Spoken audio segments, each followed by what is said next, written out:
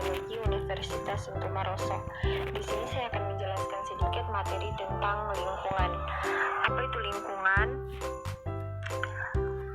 Lingkungan meliputi komponen abiotik, faktor kimiawi dan fisik tak hidup, dan komponen biotik makhluk hidup. Masuk pada perubahan keseimbangan lingkungan. Pergeseran keseimbangan lingkungan terjadi akibat penurunan dan kenaikan populasi berbagai komponen biotik, hewan atau tumbuhan di dalamnya, serta perubahan komponen abiotik. Jika terjadi gangguan secara alami, lingkungan akan melakukan perbaikan diri menuju keseimbangan lagi karena adanya daya litung lingkungan. Daya litung lingkungan adalah kemampuan lingkungan untuk pulih kembali pada keadaan seimbang jika mengalami gangguan atau perubahan. Keseimbangan lingkungan dapat terganggu apabila terjadi perubahan melebihi daya litingnya, baik berupa pengurangan fungsi dari komponen atau hilangnya sebagian komponen yang dapat mengakibatkan putusnya mata rantai dalam ekosistem. Kemudian, beberapa faktor penyebab perubahan lingkungan, yaitu faktor alam. Yang pertama, banjir, gempa bumi, kebakaran hutan, puting beliung, gunung meletus, dan tsunami. Kemudian masuk pada faktor penyebab perubahan lingkungan. Yang pertama itu perubahan lingkungan akibat kegiatan manusia. Di sini ada pembukaan lahan untuk pemukiman, pertanian, dan industri. Kedua, aktivitas pertanian menggunakan pestisida dan pupuk kimia secara berlebihan.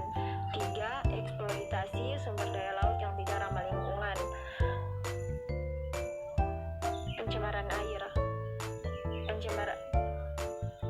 Pencemaran air berasal dari limbah rumah tangga, limbah pertanian, limbah industri, dan limbah pertambangan. Dua, pencemaran udara. Pencemaran udara berasal dari pembakaran tidak sempurna bahan bakar fosil, pembuangan sampah, dan industri. Tiga, pencemaran tanah. Pencemaran tanah berasal dari pembuangan limbah rumah tangga, industri, dan pertanian. Kemudian masuk pada pengelolaan lingkungan. Pencegahan kerusakan hutan. Yang pertama itu, 1. Penanaman pohon pengganti atas pohon yang telah ditebang. 2. Adanya sistem tebang pilih. 3. Melakukan reboisasi atau penghijauan di lahan rusak. 4. Pemberantasan illegal logging atau penebangan pohon secara ilegal. 5. Izin yang ketat dari pemerintah dalam pemanfaatan hutan sebagai komoditi ekspor. 6. Adanya Badan Revitalisasi Industri Kehutanan atau BRIK yang dibentuk oleh pemerintah yang berfungsi menyesuaikan produksi industri kehutanan dengan ketersediaan bahan baku. Kemudian pencegahan pencemaran lingkungan. Usaha pencegahan pencemaran air. Yang pertama, menetralkan limbah industri dengan membuat instalasi pengolahan limbah. Kedua, membuat penampungan limbah rumah tangga berupa tangki resapan. 3. Memilih bahan deterjen, sampo, sabun dengan kandungan bahan yang mudah diuraikan. Kemudian usaha pencegahan pencemaran udara. Yang pertama, melakukan reboisasi.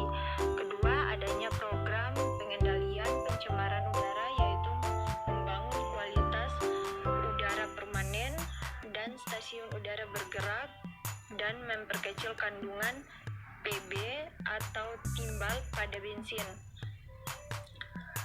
3.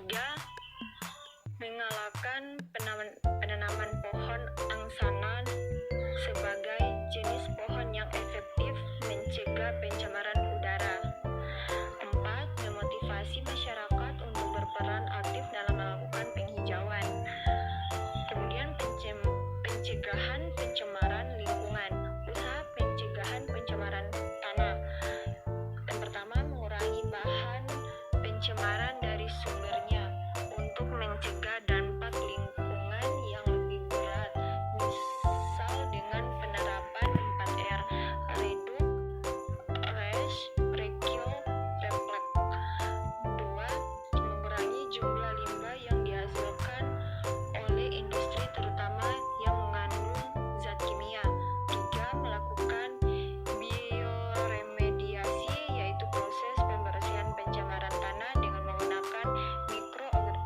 mikroorganisme atau bakteri dan jamur.